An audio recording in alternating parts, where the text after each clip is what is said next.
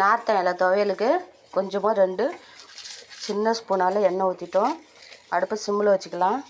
இப்போது மிளகா போட்டுட்டோம். லேசாக வதக்கிடலாம்.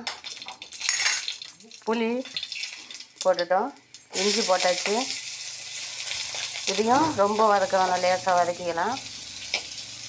மிளகாயை ரொம்ப சவக்காமல் எடுத்துப்போம்.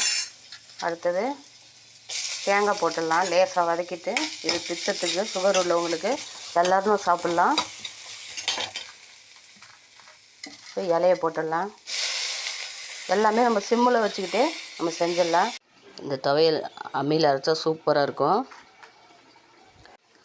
நார்த்தங்காய் துவையல் அம்மியில் அரைச்சி வச்சுட்டு பாருங்கள். இது சுகர் உள்ளவங்களுக்கும் பெரியவங்களுக்கும் நமக்கும் ரொம்ப நல்லது. சாதத்துலேயும் போட்டு இது சாப்பிட்லாம். நெய் ஊற்றி இல்லை நல்லெண்ணெய் ஊற்றி சாப்பிட்லாம். சூடாக சாதத்தில் போட்டு சாப்பிட்ணும்.